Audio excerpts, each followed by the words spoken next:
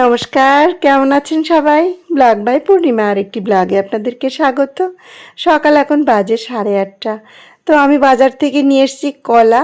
একটু নরম কলা, এগুলো এমনি কিনতে মানে পয়সা দিয়ে আর কিনতে হয় না, এমনি কলার দোকান থেকে নিয়ে আসাই। অনেকগুলো করে এরকম যখন নরম কলা থাকে সেগুলো নিয়ে আসি। আর কিছু ভালো কলাও নিয়ে আসি, সেই চোকলাগুলো রেখে নিয়েছি। নিয়ে আমি এগুলো এখন টুকরো টুকরো করে কেটে নিচ্ছি দা দিয়ে। এইগুলো আমি এখন জল দিয়ে ভিজিয়ে দেব।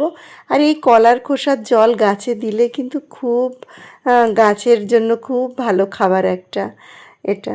তো এখন আমি সেই কারণে সমস্ত কলার খোসাগুলো এনে দেখুন জলে ভিজিয়ে দিয়েছি। আর দেবো ওইদিকে পেঁয়াজের খোসা তো ভিজিয়ে রেখেছি, আর কিছু খোলও নিয়ে এসেছি, খোলও আমি ভিজিয়ে দিলাম। এই খোল ভিজাবো আমি 7-8 দিন ভিজিয়ে রাখবো। আর কলার খোসা আমি 2-3 দিন পরে আমি সেই জলটা ছেঁকে নিয়ে আমি সমস্ত গাছে দেব। এদিকে আমি পেঁয়াজের খোসাটাও ভিজিয়ে রেখেছি, তো এইগুলো সমস্ত গাছে আমি দেব। তো কলার খোসা মাঝে মধ্যেই, আর এই কলা বাজারে গেলে প্রচুর কলা আমি মাঝে মধ্যেই নিয়ে আসি। যে কলার দোকান আছে সে কলার দোকান থেকে ভালো কলা কিনি, আর কিছু এই কলাও নিয়ে আসি। এগুলো আর আলাদা কিনতে হয় না, এমনি দিয়ে দেয়। তো গাছে দেখি কয়েকটা হয়েছে কুমড়োর ফুল। তো কুমড়োর ফুলগুলো বেশ পেলে আমার ছেলে তো খুব খুশি। তবে এখন তো কুমড়ো গাছ খুব একটা নেই, অল্প 2-1টা আছে, তুলে নিলাম। আর আজ আমি সমস্ত বেদিগুলোকে তৈরি করব আর মাটি তৈরি করব। তো এই যে 2 বস্তা গোবর সার নিয়েছি, অনেক গোবর সার নিয়েছিলাম, এখন দিয়েছি আরও আছে কিছু। তো 2 বস্তায় বেদিতে ঢালবো। তো বেদির মাটিগুলো কুপিয়ে রোদ্রে শুকিয়ে নিয়েছি।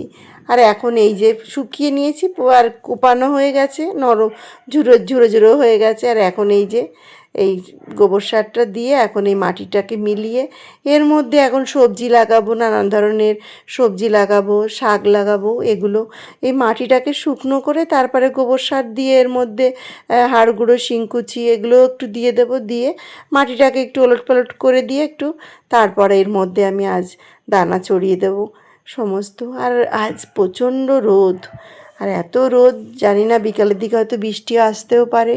তো এখন মাটিটা আমার শুকনো রয়েছে, এই অবস্থায় আমি এখন তাড়াতাড়ি করে যদি বেদিটা তৈরি করতে পারি তাহলে আমি দানাটাও ছড়িয়ে দিতে পারবো। আর যদি বৃষ্টি হয়ে এখন এই মাটিটা বসে যায়, তখন এই ভিজা মাটিতে আর এত সুন্দর আমি যেরকম করে চাইছি এরকম করে আর করতে পারবো না।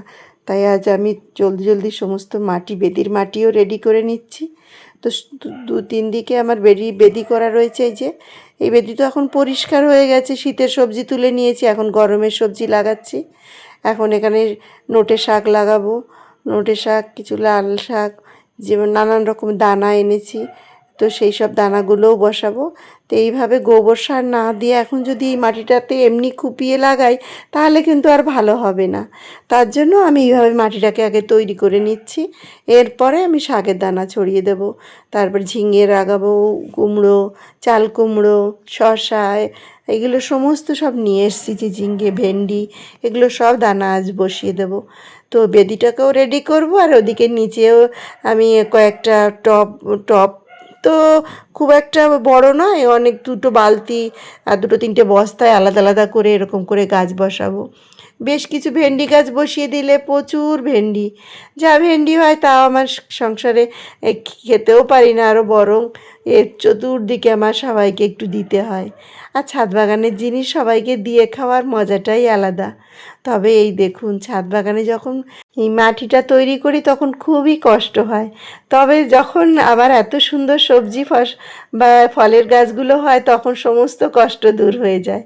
এই দেখুন, এই যে এই আমার এই যে লেবু গাছটিতে ভর্তি একদম লেবু হয়ে রয়েছে, এদিকে সবেদা গাছে সবেদা হয়ে রয়েছে, তখন কিন্তু আর কষ্ট থাকে না। তো এই যে এখন ছোট এই যে কোদালটা দেখছেন, হাত কোদাল, এই কোদালটি দিয়ে আমি এখন মাটিগুলো একটু উলট পালট করে দেব। এর ভেতরে মাটির সমস্ত সব কিছু মিশে যাবে। এখন এইভাবে দিয়ে তারপরে আমি একটা এই যে লেবেল করে দিচ্ছি, একটা পাথরের টুকরো নিয়ে একটু লেবেল করে দেব। তারপরে আমি এখন এই রোদের মধ্যে আর আমি এখন আর দানা বসাবো না, আমি বিকালে সন্ধ্যার আগে আগে আমি আবার এখানে শাকের দানা সব ফেলে দেবো। আর এখন আমি কিছুটা মাটি তৈরি করছি, তা নিয়ে নিয়েছি হাড় গুঁড়ো, শিংকুচি, নিম খোল খোল, আর কিছুটা ডিএপি নিয়েছি, আর পটাশও নিয়েছি, আর এই যে হিউমিক অ্যাসিড নিচ্ছি। তো এইগুলো কিছুটা দিয়ে দেব। এখন দিয়ে আমি এখন এই মাটিটা তৈরি করে নেব। সবটা দিয়ে দিয়েছি, আর এই যে কিছুটা মাটি এখানে জড়ো করা ছিল সেই মাটিটাকে তৈরি করে নেব। যে বড় একটা গামলা নিয়েছি, গামলার মধ্যে কিছু বস্তার মধ্যে সমস্ত মাটিগুলোকে তুলে নেব। কিছুদিনের মধ্যে আবার ঝড় বৃষ্টি আসবে, এখন কালবৈশাখী তো ঝড় আসতেই থাকবে, তো মাটিটা এভাবে আলগা থাকলে নষ্ট হবে। তা আজ ভাবলাম মাটিটাকে রেডি করে নিই। তো এই দেখুন বড় একটা গামলা নিয়েছি, গামলায় ছিদ্র করে নিয়েছি, 5-6টি ছিদ্র করে নিয়েছি। এই ছিদ্রগুলো আমি লোহার একটা শিক গরম করে গ্যাসের ওভেনে গরম করে তারপর শিক দিয়ে আমি এই ছিদ্রটা করে নিয়েছি। আর এখন এই যে আমার শীতে যত সবজি গাছ লাগিয়েছিলাম, এগুলো হচ্ছে সর্ষে গাছ, তারপর মূলো শাক, এগুলো সমস্ত যেগুলো ফুল হয়ে গেছিলো, যে গাছগুলো ছিল সমস্ত গাছগুলো আমি এই বেদির উপরে পেঁপে গাছের গোড়ায় জড়ো করে রেখেছিলাম। এখন সেই সমস্ত গাছগুলোকে ভেঙে, আর এই যে সমস্ত গাছের পাতা, এই আমার ছাদ বাগানে যত পাতা, সবেদা গাছের পাতা, অন্যান্য যে সমস্ত গাছ রয়েছে সমস্ত পাতা আমি জড়ো করে রাখি, কিছুই ফেলি না। সেইগুলোকে এখন নিচে দিয়ে, আর এই যে মাটিটা তৈরি করে নিয়েছি, এখন মাটিটা দিয়ে ভর্তি করে নেব। আর ছাদের মধ্যে অনেকটাই মাটি ছিল, সেই মাটিটাকে সব মাটিটাই কাজে লেগে গেল। এগুলো আমি সমস্ত মাটিটা একসঙ্গে তৈরি করে নিয়েছি, নিয়ে এখন সমস্ত জায়গায় আলাদা আলাদা করে মাটি টবের মধ্যে দিয়েছি বা বস্তায় দিয়েছি। আর এই যে সমস্ত দানা, এখন বিকাল বাজে, এখন 4:30 পৌনে 5টা বাজে। প্রচণ্ড মেঘ করেছে আকাশে, আর প্রচণ্ড হাওয়াও দিচ্ছে, হয়তো বৃষ্টি আসবে। তো আমি বৃষ্টি আসার আগে আগেই সব দানাগুলো বসিয়ে দেবো, তখন এই বৃষ্টির জলটা পেলে খুব জলদি জলদি গাছ বেরিয়ে আসবে। আকাশে মেঘ দেখে আমি জলদি জলদি ছাদে চলে এসেছি। দেখুন কত মেঘ করেছে, তবে প্রচণ্ড হাওয়া দিচ্ছে, হাওয়াতে মেঘগুলো সরে গেল। জানি না বৃষ্টি হবে কি না, নাও হোক, তবুও আমি তাড়াতাড়ি সমস্ত সব গুছিয়ে নিলাম।